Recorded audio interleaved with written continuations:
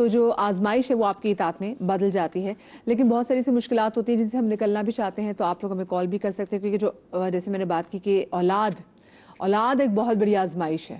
اللہ دے کے بھی آزماتا ہے اور نہ دے کے بھی آزماتا ہے. آپ کا رزق بہت بڑی آزمائش ہے, آپ کی دولت بہت بڑی آزمائش ہے, آپ کا سکون بہت بڑی آزمائش ہے. جس گھر میں آپ رہتے ہیں اگر آپ کو مل جائے تو وہ بہت بڑی آزمائش ہے. اور خاندان میں کہتے ہیں نا کہ اگر کوئی ایسا فرد جس کے پاس اللہ کا دیا سب کچھ ہے, تو یہ تو آپ سمجھے کہ ہاں وہ بلیسڈ ہے, بٹ اس پہ آزمائش بھی سب سے زیادہ ہے, کیونکہ پھر اس پہ رسپانسبلٹی بھی بڑھ جاتی ہے, کیونکہ اس سے باقی لوگوں کا بھی خیال کرنا ہے. اگر میں انبیاء کرام کے والے سے نور بھائی بات کروں, تو انبیاء کرام پہ جیسے ہم نے حضرت یعقوب کی بات بھی کی, تو ان پہ بھی بڑی بڑی آزمائشیں آئیں. حضرت ابراہیم پہ دیکھیں کیسے ان کو خواب میں آیا, الہام آیا ان کو. اگر ہم حضرت یوسف کی بات کریں تو ان پہ بھی کیسے آزمائشیں آئیں. ان کے اپنے بھائیوں نے ان کو کنویں میں ڈال دیا, اور اس کے بعد پھر کیسے ان کو بازار مصر میں فروخت بھی کر دیا گیا.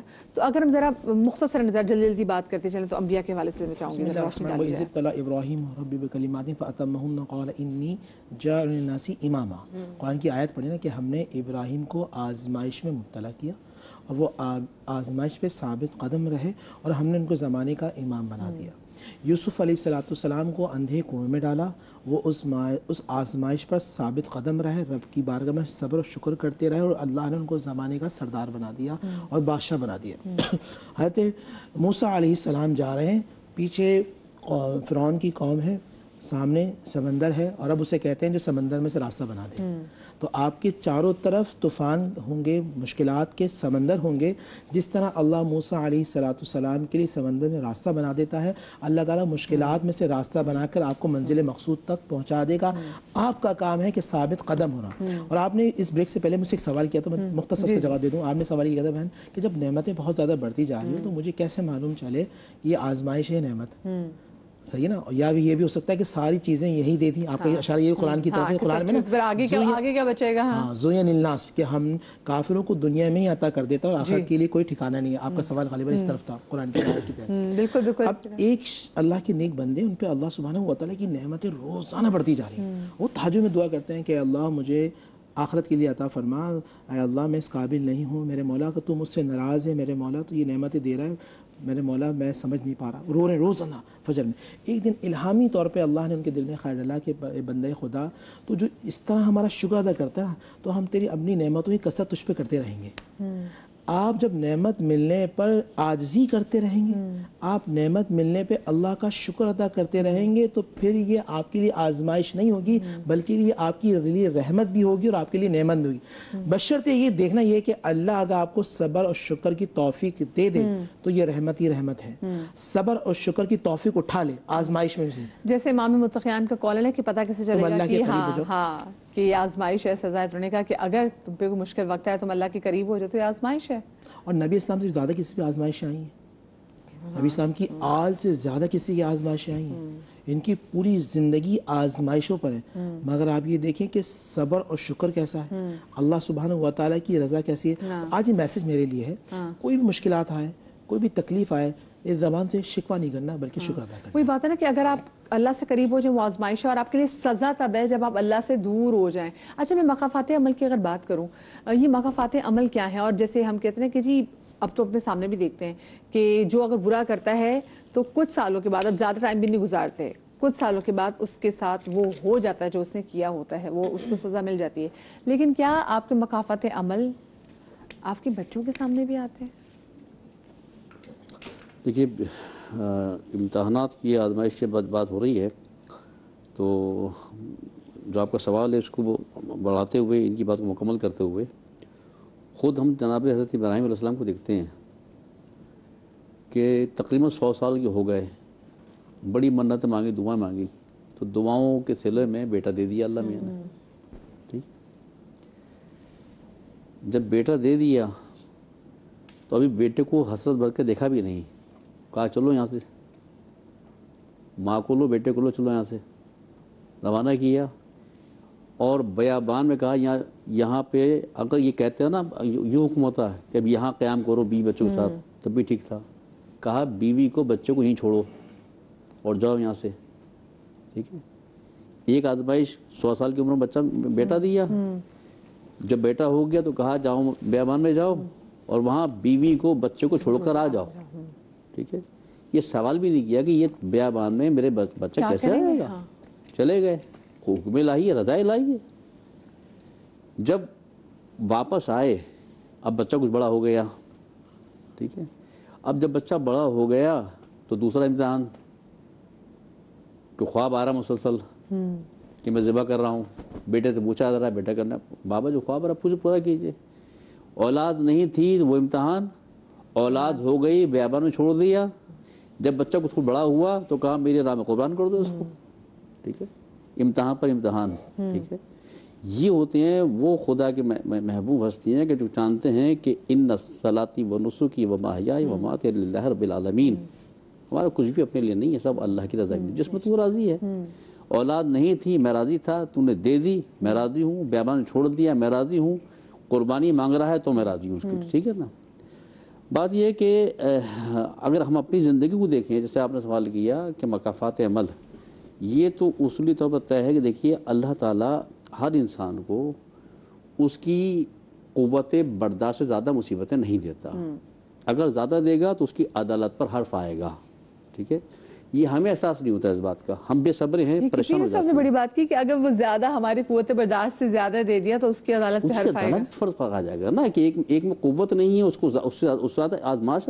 یہ ہم سمجھتے ہیں کہ شاید مصیبت جو ہم پر آئی شاید ایسی مجھ کسی پر نہیں آئی. ٹھیک ہے نا. تو خداوند اعلیٰ مصیبت آزمائش اتنی ہی دیتا ہے کہ جتنی انسان برداشت کر سکتا ہے. یہ اپنی معرفت کی بات ہوتی ہے کہ انسان بالبر آ جاتا ہے. محبوب بندے جو ہوتے ہیں وہ سمجھتے ہیں کہ خداوند اعلیٰ اگر یہ آزمائش ہے تیری تو اس میں مجھے پورا اترنے کی صلاحیت مجھے عطا کر دے اس کے اندر. اگر کسی نادانستہ غلطی کا سبب ہے تو میں تیری بارگاہ میں دست دعا طلب کر رہا ہوں, مجھے معاف کر دے. ہر دو صورتوں کے اندر. ٹھیک ہے. تو بات یہ ہے کہ اور اگر جو نیک بندے ہوتے ہیں, ہمیں ائمہ کی مثال ملتی ہے کہ وہ کہتے ہیں مولا کائنات کا حسین جملہ کہ جب میں خدا سے دعا مانگتا ہوں پوری ہو جاتی ہے تو شکر ادا کرتا ہوں, اور جب نہیں پوری ہوتی تو اور زیادہ شکر ادا کرتا ہوں. جو پہلے میں چاہ رہا تھا وہ پورا کر دیا, جو وہ چاہ رہا تھا اس نے میرے لیے وہ معین کیا. تو دیکھیے یہ ہماری اپنی زندگی ہے. اور جہاں یہاں پہ تو ہمارے ساتھ یہ کہ بات, سوری آپ کی کاٹ رہی ہوں, وہ ہمارے یہاں تو کوئی چیز نہ آ رہی تو ہم کہتے لو جی کسی نے ہم پہ بندش کرے گی, ہم فوراً آزمائش اور سزا. ہماری مثال یہ ہے کہ یہ گلاس ہے نا, اس میں آدھا گلاس پانی ہے. ٹھیک ہے, ہم یہ نہیں کہیں گے کہ پانی ہے گلاس خالی ہے. جو ہے اس کو سمجھ نہیں رہے, جو نہیں ہے اس کو گلا کر رہے ہیں. ہاں, یہ ناشکرہ پن بھی. ہمارے ساتھ کوئٹہ سے ہمارے ساتھ کالر جی شکیلہ بانو. السلام علیکم جی.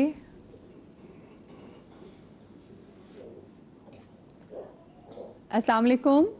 وعلیکم السلام جی شکیلہ بانو, کیسی ہیں آپ؟ ٹھیک ہیں؟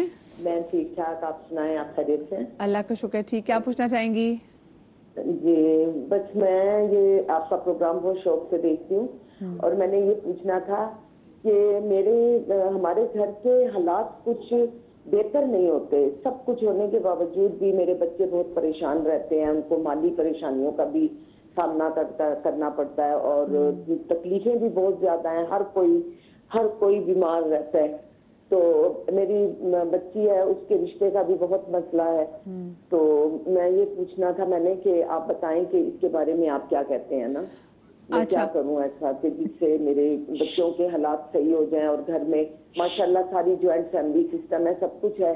کیا ان کا ذائچہ نکال دیں؟ عمران بھائی, ایسا ہو سکتا ہے ذائچہ کو نکال سکتے, کوئی تصویر تو ان کو بتا ہی دیں گے, لیکن کوئی ذائچے تو خیر تجربہ نہیں ہے. ٹھیک ہے ٹھیک ہے. آپ کتنے بچے ویسے آپ کے؟ میرے ماشاءاللہ 4 بیٹے 2 بیٹیاں ہیں.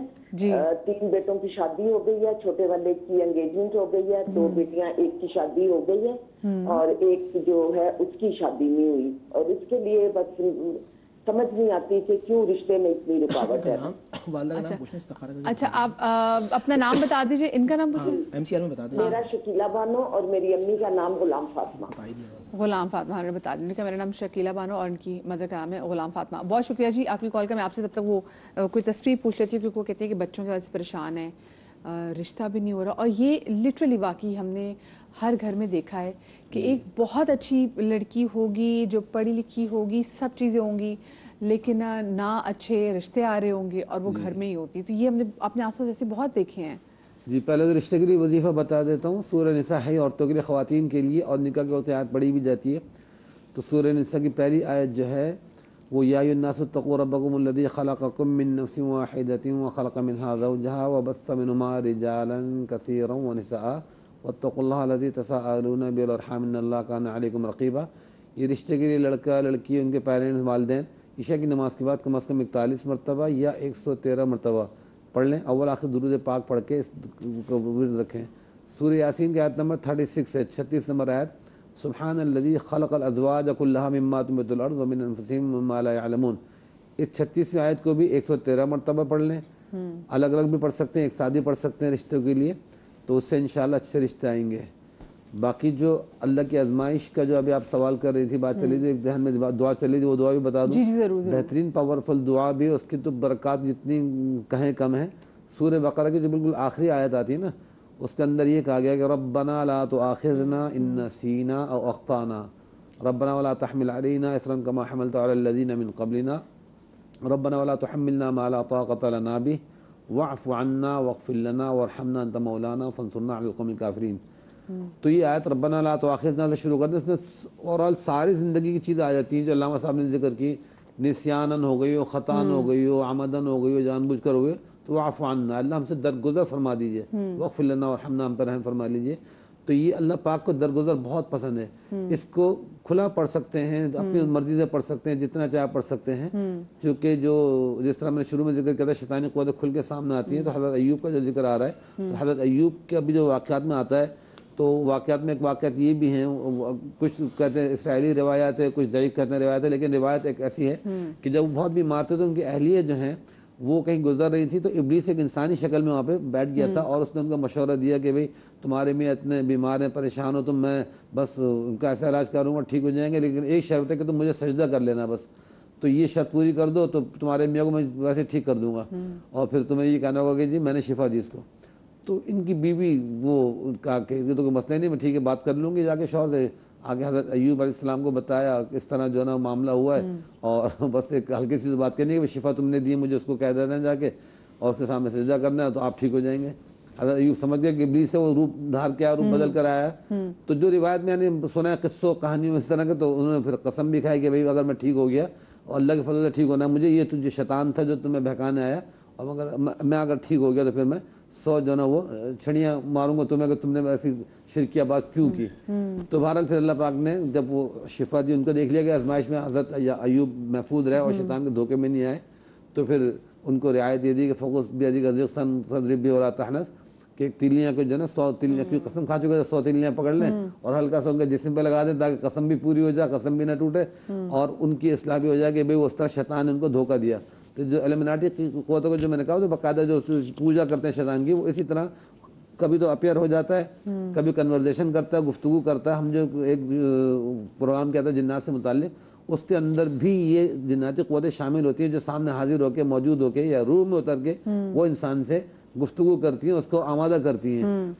ہماری کبھی کبھی مذاق میں گفتگو ہو رہی تھی، نور بھائی کہتے ہیں نا میدے میں جن اتر گیا، لیکن ایک حقیقت ہے کہ کبھی کبھی یہ شیطانی قوتیں جسم میں اتر کے انسان سے قتل بھی کرا دیتی ہیں شراب پلانے کے بعد، اور انسان حواس میں بھی نہیں ہوتا، بہت کچھ کارروائی کر دیتا ہے، بعد میں جب ہوش میں آتا کہتا ہے میں نے تو کچھ کیا نہیں، اگری نہیں کرتا ان چیزوں کا.